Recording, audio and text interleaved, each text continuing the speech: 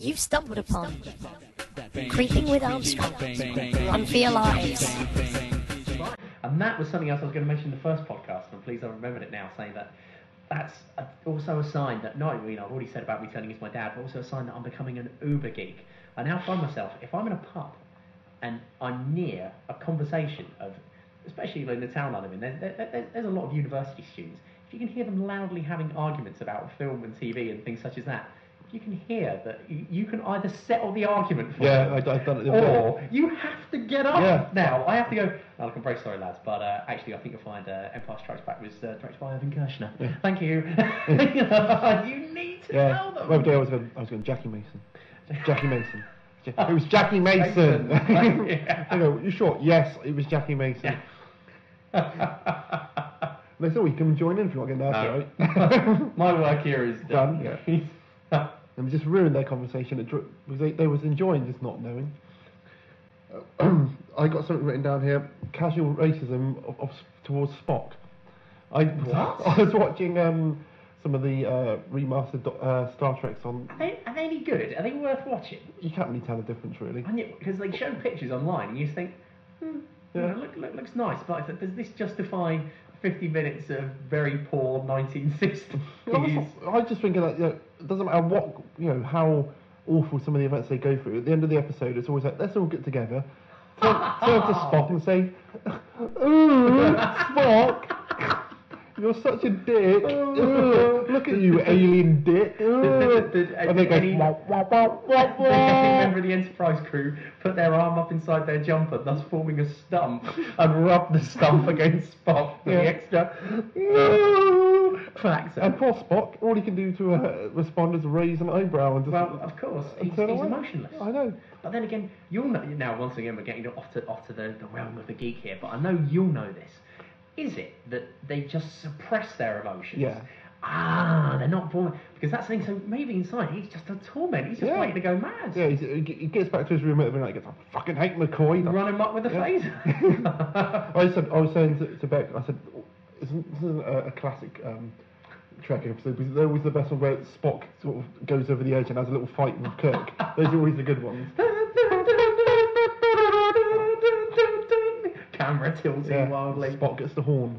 On far. One of the things I always loved about the original Star Trek, just the magnificence of William Shatner, is that there were many an episode that I used to watch when it was on BBC Two at tea time, was that William Shatner's fight technique, if there's a lot of people around, would be to roll along the ground from about a good 6 feet away. And he always fights better when the cameras are really far away and it's not actually him. Have you read the autobiography? No, the one I got, William Shatner's Star Trek movie memories. You keep dangling it in front of me like a juicy worm to the fish. Wait, the one when he was sort of out of work between the TV series and the movies. Driving around America, like in a trailer, like some poor TV movie version of Easy Rider. Yeah, it was really in good. a Winnebago.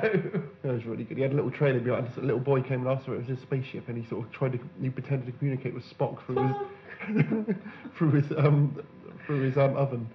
Pretending it was the controls. Dark times. T.J. Hooker was a long way away. And of course, how many episodes? I see every time I put a Columbo on, it's him. It's always. Is this the same one, or is it just kind of the same thing again and again? Have you ever broken up a fight at school yet? Oh, loads. I've stepped in between and used my loud teacher voice. Okay. They all like to crunch in the corridor. Just kind of crush together and.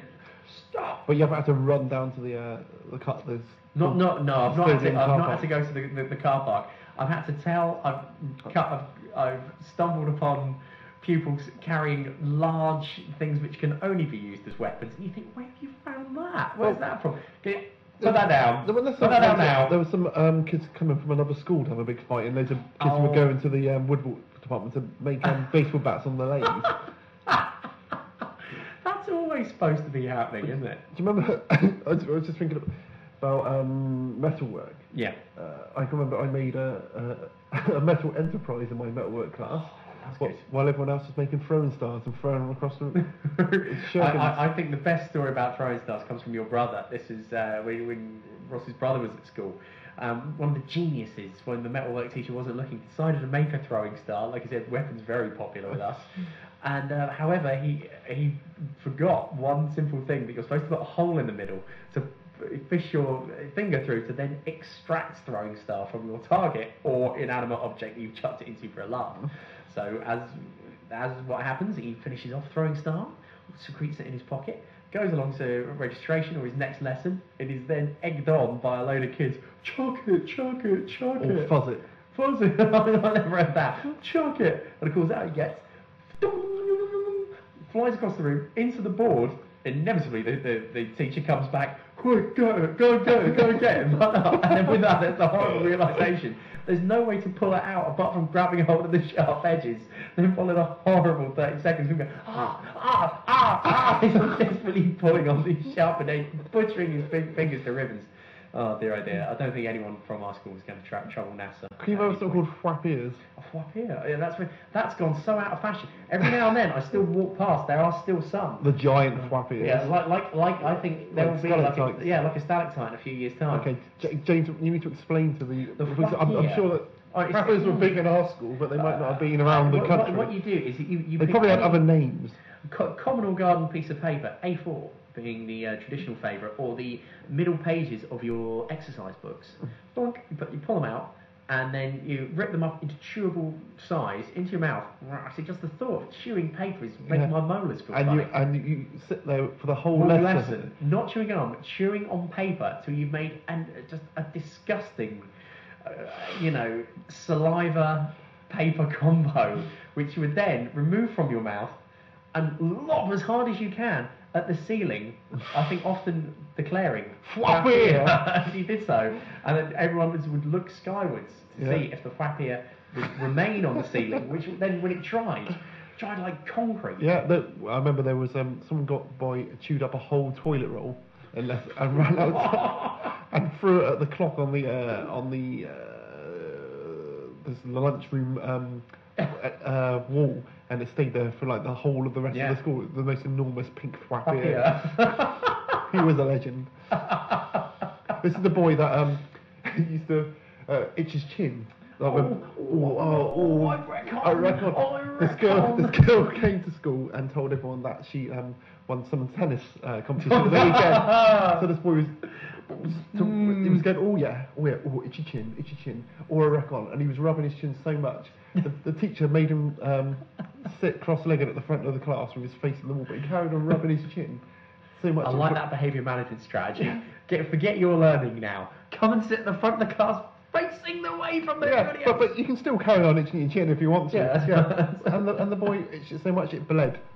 Just to get so upset. I know who you're talking about, and I seem to remember him doing I reckon so much that he fell off of his chair to accentuate it, which is pretty good. This is the same boy who told us all how he witnessed his mum having sex, and he demonstrated how all the different positions with the little finger puppets, didn't he? Oh, I've repressed that memory. Yeah. Dear oh dear. Not share it with your last time we saw him, he was working at McDonald's, wasn't he?